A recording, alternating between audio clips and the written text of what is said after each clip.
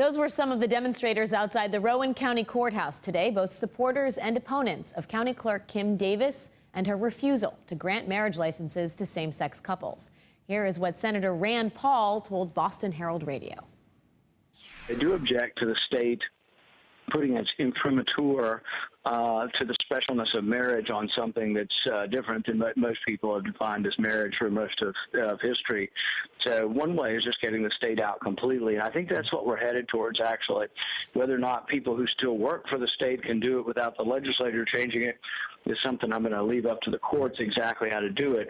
But I think people who do stand up and are making a stand to say that they believe in something is an important part of the American way. Shortly thereafter, David Axelrod asked the question many of us are wondering: how quickly will Kentucky clerk's defiance of SCOTUS on same-sex marriage become a contentious issue in the GOP presidential race? Joining us now is Dan Savage, a columnist and host of the Savage Lovecast.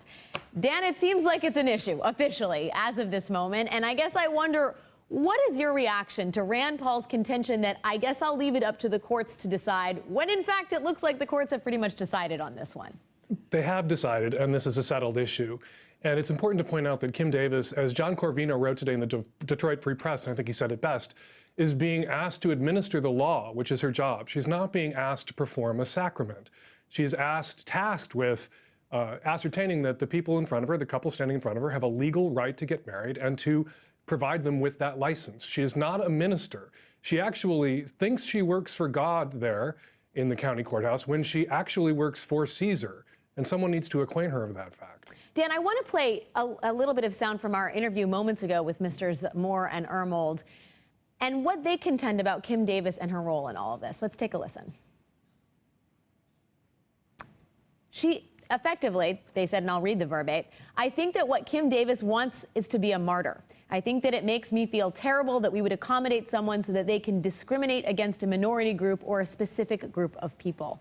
So if Kim Davis wants to be a martyr, it looks that there are plenty of people who are ready to follow her. And in fact, she is backed by a group, the Liberty Council. Matt Staver, her lawyer, is part of this group that has funding and is ready to take this cause to the highest levels. The Liberty Council is ready and willing to exploit Kim Davis. I actually think Kim Davis does wish to be a martyr. We've seen with some other people who have attacked same-sex couples during the whole debate over same-sex marriage, or as was the case with the pizza parlor that said that they would refuse to cater a same-sex wedding, and no one had asked them to actually cater a same-sex wedding with their pizza. They wound up raising $1 million on a GoFundMe page for that couple, for those people who ran that pizza parlor. And I think Kim Davis is waiting to cash in. I predicted from the beginning that she would defy all the court orders, defy the Supreme Court. She would ultimately be held in contempt of court, lose her job, perhaps go to prison for a short amount of time.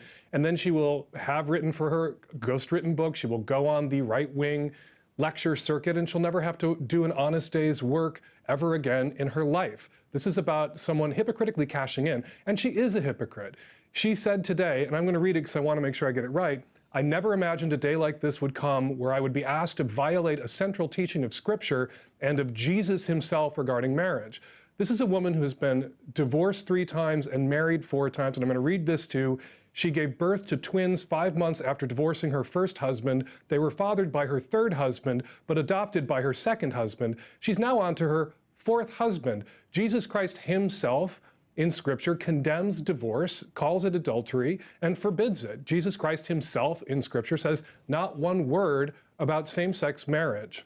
And yet, Dan, so while this may end up being a lucrative position for Davis and some of her acolytes to take, this also becomes a very serious problem for the national field of Republican candidates who are looking to get to the highest office in the land, right? I mean, effectively, at this moment, Kim Davis is becoming a litmus test for the candidates. I do want to play what Lindsey Graham said when he was asked about her and what she should do. This is what he said. What's your opinion on what she ought to do here, Senator?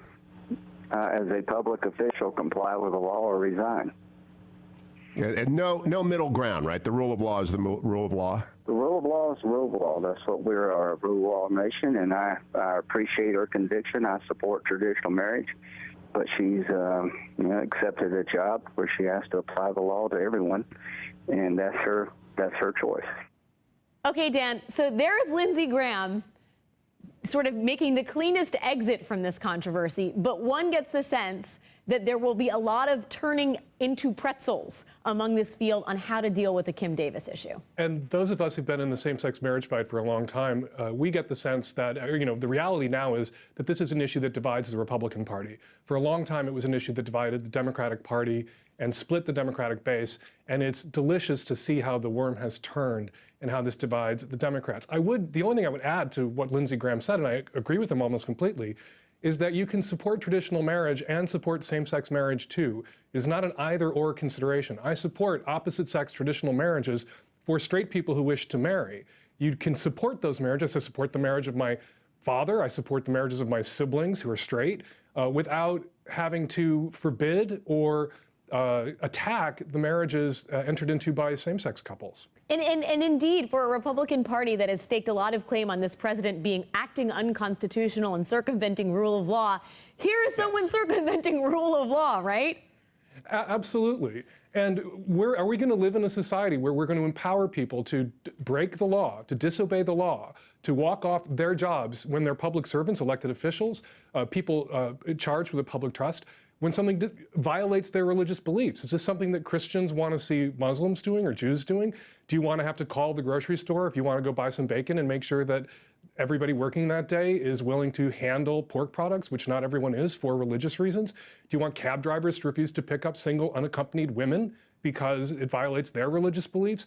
We live in a pluralistic, multicultural, multi-faith, multi-denominational, within faiths society, and it would be utter chaos if everyone was empowered to cite God's authority to violate the law or break the law.